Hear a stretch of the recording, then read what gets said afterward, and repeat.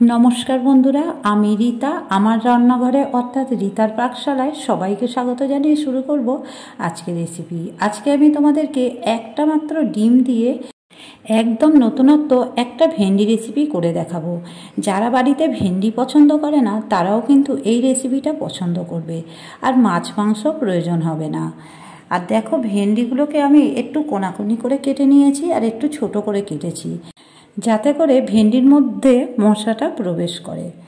আর এখানে দেখো, আমি প্রথমে একটা কড়াই বসিয়ে নিয়েছি। কড়াইতে 2 চামচ সর্ষের তেল নিয়েছি। সর্ষের তেলটা গরম হয়ে গেলে কেটে রাখা ভেন্ডিগুলো দিয়ে দেবো। এখানে টোটাল 250 গ্রাম ভেন্ডি আছে। ভেন্ডিটাকে খুব ভালো করে ভেজে নেব। এখন লবণ বা কিছু মশলা দেব না, শুধু ভেন্ডিটাকে খুব ভালো করে নেড়েচেড়ে ভেজে নেব, গ্যাসের ফ্লেমটা মিডিয়াম রেখে। আর ভেন্ডিটা দেখো অনেকটাই ভাজা হয়ে গেছে, অনেকটাই কমে এসছে। এই অবস্থায় ভেন্ডিগুলোকে নামিয়ে নেব। আর ভেন্ডিটা নামিয়ে নিয়ে এবার কড়াইটা পরিষ্কার করে আবারও আমি 3 টেবিল চামচ সর্ষের তেল দেব। দিয়ে একটু গোটা সাদা জিরে ফোড়ন দেবো।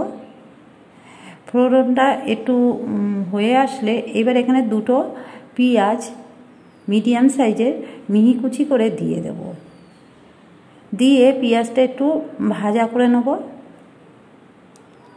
একটু ভাজা হয়ে আসলে এখানে 1 টিস্পুন রসুন বেটে বা গ্রেট করে দিতে পারো।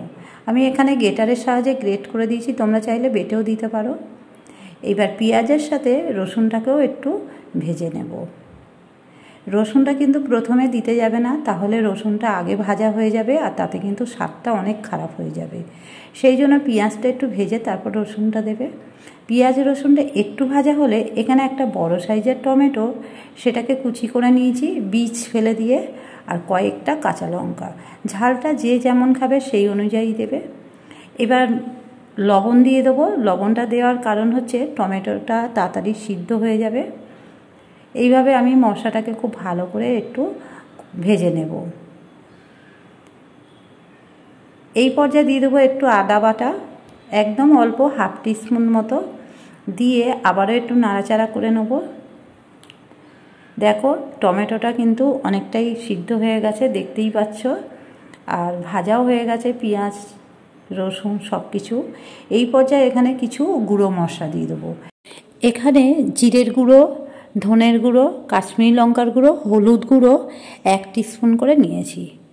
দিয়ে খুব ভালো করে কিন্তু মশলাটার সাথে কষাবো। আর গ্যাসের ফ্লেমটা মিডিয়াম ফ্লেমেই রেখে দিতে হবে। মশলাটাকে বেশ কিছুক্ষণ ধরে কষিয়ে নিয়েছি, আর মশলাটা দেখে বোঝা যাচ্ছে মশলাটা কিন্তু কষানো হয়ে গেছে। এবার মশলাটাকে একটু সাইড করে নেব, আর এই সময় গ্যাসের ফ্লেমটা লো করে দেবো। এবার এখানে একটা ডিম নিয়েছি, ডিমটা দিয়ে দেবো। দিয়ে 30 সেকেন্ড মতো ওয়েট করব, গ্যাসের ফ্লেমটা লো থাকবে। 30 সেকেন্ড পর এবার ডিমটাকে ঘেটে আমি রান্না করে নেব। এখানে 250 গ্রাম ভেন্ডির জন্য একটা ডিম নিয়েছি। আর ভেন্ডির পরিমাণ বেশি হলে তখন কিন্তু ডিমটাকেও বাড়াতে হবে, না হলে কিন্তু ভালো হবে না। যেহেতু আমার এখানে ভেন্ডিটা কম, সেই জন্য একটা ডিমই ব্যবহার করেছি। আর ডিমটাকে দেখো খুব ভালো করে আমি কিন্তু রান্না করে নেব, অর্থাৎ ভুজিয়া টাইপের করে নিচ্ছি। তোমরা চাইলে অন্য কড়াইতেও করে নিতে পারো। আমার যেহেতু অসুবিধা হচ্ছে না, সেই জন্য আমি এরকম মশলাগুলো সাইডে রেখে ডিমটাকে খুব ভালো করে কিন্তু ভুজিয়া করে নিয়েছি। এবার মশলার সাথে আরও 2-3 মিনিট রান্না করে নেব। আর দেখো, মশলার সাথে কিন্তু ডিমটাকে খুব ভালো করে আমি রান্না করে নিয়েছি। এবার এখানে অল্প করে জল দেবো, কারণ ভেন্ডি কিন্তু সিদ্ধ হতে বেশি সময় লাগে না, আর ভেন্ডি তো আগে থেকেই ভাজা করে নিয়েছি, সেই জন্য অল্প জল দিচ্ছি। দিয়ে গ্রেভিটাকে খুব ভালো করে আমি নেড়ে মিশিয়ে নেব। এবার গ্রেভিটা ফুটে উঠলে ভেজে রাখা ভেন্ডিগুলো দিয়ে দেবো। ভেন্ডিটা দিয়ে এবারে আমি খুব ভালো করে আবারও মশলার সাথে মিশিয়ে নেব, নিয়ে 5 মিনিটের জন্য ঢেকে রেখে দেবো।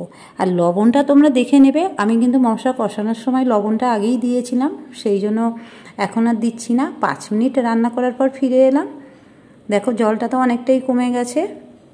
আবারও আমি একটু নেড়ে রান্না করে নেব। জলটা শুকনো হয়ে আসলে এখানে একটুখানি শাহি গরম মশলা দেব, খুবই অল্প দিয়েছি। দিয়ে আবারও খুব ভালো করে মিশিয়ে আরও 2-4 বার নেড়ে নেব। তাহলেই রেডি হয়ে যাবে ডিম ভেন্ডির এই ইউনিক রেসিপি। আর সত্যি বলছি, এই রকম একটা রেসিপি থাকলে গরম গরম ভাতের সাথে কিংবা গরম রুটির সাথে খুবই ভালো লাগে, আর খুবই অল্প সময়ে রান্না হয়ে যায়। আর বন্ধুরা, তোমাদের কেমন লাগলো এই রেসিপি অবশ্যই আমাকে কমেন্ট করে জানাবে।